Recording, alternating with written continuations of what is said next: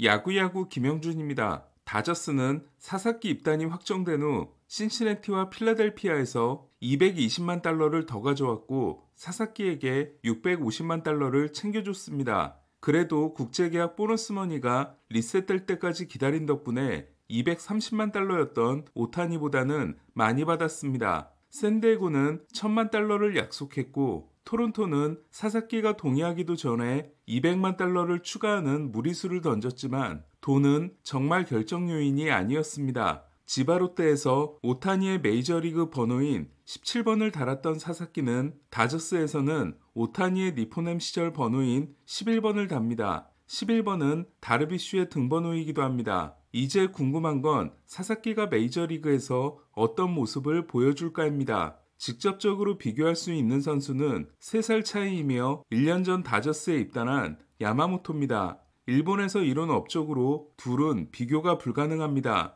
사사키는 2022년 오릭스전에서 최연소 퍼펙트이자 최초의 19K 퍼펙트, 최초의 열세타자 연속 삼진 등 세계 기록 3개를 달성하고 그 다음 경기에서 8이닝 퍼펙트 도중 102구에서 교체돼 충격의 17이닝 퍼펙트를 달성하긴 했지만 규정 이닝을 한 번도 소화하지 못했고 특별한 수상 경력도 없습니다. 반면 야마모토는 3년 연속 사하무라상과 3년 연속 MVP, 3년 연속 사관왕 등 NPB 역사의 한 페이지를 장식했습니다. 하지만 누적이 아니라 비율로 보면 사사키가 야마모토를 능가하는 것들이 있습니다. 사사키는 통산 FIP가 야마모토보다 좋습니다. 물론 897이닝과 394이닝은 큰 차이지만 삼진율은 사사키 32.7%, 야마모토 26.4%, 볼넷율은 사사키 5.7%,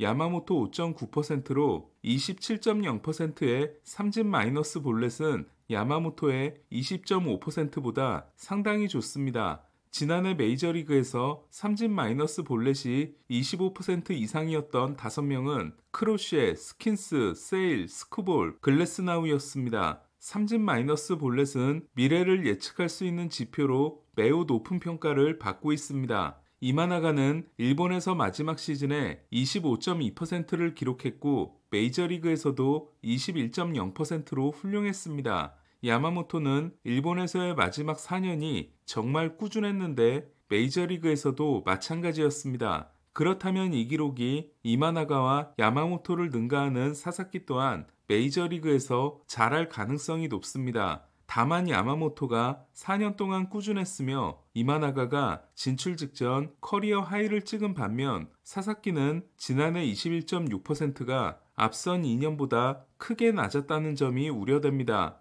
28십에서 70으로 평가받는 주무기 스플리터도 통할 가능성이 높습니다. 사사키의 스플리터는 통산 피안타율 1할 5리, 삼진율 54.2%로 야마모토의 통산 기록인 피안타율 1할 오픈, 삼진율 34.6%보다 좋습니다. 야마모토는 메이저리그 공인구에 어려움을 겪는 것 같았지만 갈수록 제구가 좋아지며 피안타율 1할 7푼, 헛스윙률 38.6%를 기록했습니다. 스플리터의 헛스윙률은 센가이 첫해 59.5%나 지난해 이마나가의 43.1%보다는 낮았지만 충분히 좋았습니다. 결과적으로 센가, 이마나가, 야마모토는 메이저리그에서 스플리터를 던지는데 어려움을 겪지 않았습니다. 그렇다면 스플리터의 궤적을 두 가지로 던지고 있는 사사키 또한 통할 가능성이 높습니다. 걱정되는 부분은 오히려 포심입니다. 사사키는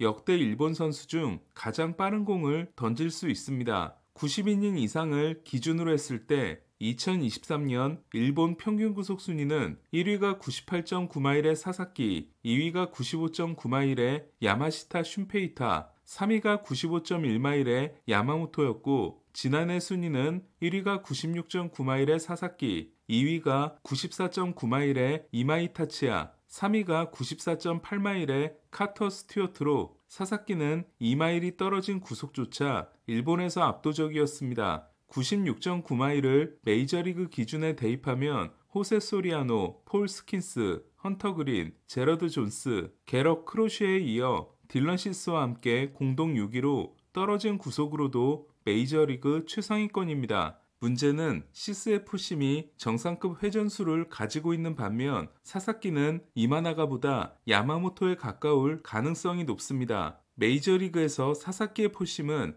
회전수가 하위권으로 예상되고 있습니다. 사사키는 일본에서 포심 구속이 독보적인 일위였음에도 통산 피안타율 2할 6푼 5리와 삼진율 17.8%는 야마모토의 기록인 피안타율 2할 2푼 5리와 삼진율 23.2%보다 떨어졌습니다. 이는 포심 제고의 완성도가 차이나는 부분도 있지만 야마모토가 6가지 구종을 던지는 반면 사사키는 2022년까지 투피치였다가 겨우 3피치가 됐기 때문입니다. 다르비슈는 텍사스 시절 토미존을 받고 재활하던 중 오타니와 공동훈련을 하면서 식단 관리와 몸 만들기 등에서 큰 가르침을 전달한 적이 있고 사사키에게는 슬라이더를 전수했습니다. WBC에서 다르비슈의 교정을 받고 나서 본격적으로 던지기 시작한 슬라이더는 지난해 큰 향상이 있었습니다. 하지만 사사키의 슬라이더는 메이저리그에서 평균 수준으로밖에 평가받지 못하고 있습니다.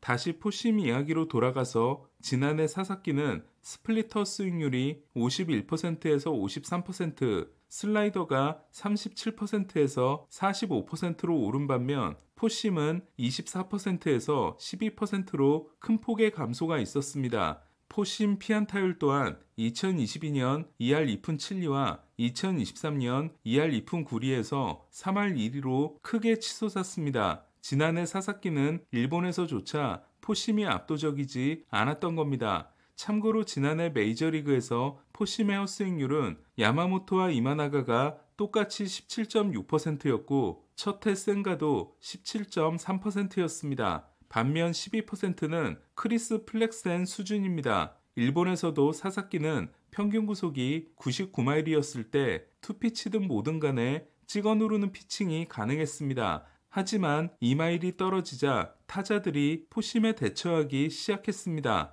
따라서 타자들이 상대하는 구속의 수준이 훨씬 높은 메이저리그에서는 더 크게 고전할 수 있습니다. 이것이 사사키가 20개 팀에게 공통 질문으로 자신의 구속이 떨어진 원인을 설명해 달라고 한 이유일 수 있습니다. 구속이 떨어지거나 움직임이 덜한 포심을 가진 투수는 필수적으로 변형 패스트볼이 필요합니다. 지난해 야마모토는 포심의 컨디션이 좋지 않은 날에는 싱커와 커터의 구사 비중을 높였고 오타니는 마지막 투수 시즌에 싱커 커터 비중이 22%에 달했습니다. 일본에서 사사키는 싱커와 커터를 던지지 않았지만 메이저리그에서는 두 구종을 던져야 살아남을 수 있습니다. 결국 구종 장착을 얼마나 빨리 하느냐, 그럴 만한 손끝 감각을 가지고 있느냐가 관건입니다. 지금까지 내용을 정리하면 다음과 같습니다. 사사키가 메이저리그에서 에이스가 될 수 있으려면 내구성을 증명하는 건 당연하고 구종 다양화에 성공해야 하며 레퍼토리를 늘리기 전까지는 포심의 구속을 예전 수준으로 회복해 작년보다 빠른 공을 던질 수 있어야 한다는 결론을 내릴 수 있게 됩니다. 사사키에게 다행인 건 자신이 고른 팀이 투수 자원이 많아도 너무 많아 처음부터 많은 이닝을 요구하거나 1인분의 몫을 해달라고 하지 않을 거라는 겁니다. 저는 사사키가 다저스를 택한 건 자신을 1선발로 시작하게 할 팀이 아니라 5선발 또는 6선발에 박아놓고 진득하게 키울 수 있는 팀을 찾은 거라고 생각합니다. 즉, 프리젠테이션에서 사사키가 원했던 건 대접을 얼마나 해줄 것인가가 아니라 얼마나 시간을 줄 것인가의 문제였을 겁니다. 다저스가 기대하는 것, 사사키를 원했던 모든 팀들이 기대한 것은 25세 진출이었던 다르비슈, 다나카, 야마모토보다 2살이 어리며 같은 나이로 진출한 오타니와 달리 투타 겸업을 하지 않는 사사키가 3년 동안 최저 연봉을 줄 수 있는 선수인데다 성장의 시간이 충분하다는 겁니다. 특히 다저스의 경우는 고등학교를 졸업한 사사키를 입단 첫해 2군 경기에도 안 내보내고 몸 만들기와 딜리버리 수정에 1년을 투자한 지바 롯데와 마찬가지로 데뷔 첫해는 피칭과 교육을 병행할 가능성이 높다고 생각합니다. 사사키는 일본에서 2년을 더 보낸 후 큰돈을 받고 오는 것보다 최저 연봉부터 시작하는 메이저리그 생활을 택했습니다. 이를 위해 지바 롯데 구단과 충돌했고 모두가 박수를 보내는 진출을 하지 못했습니다. 사사키의 선택은 성공할 수 있을까요? 다저스가 사사키에게 투자한 650만 달러가 어떤 결과로 이어질지 주목됩니다.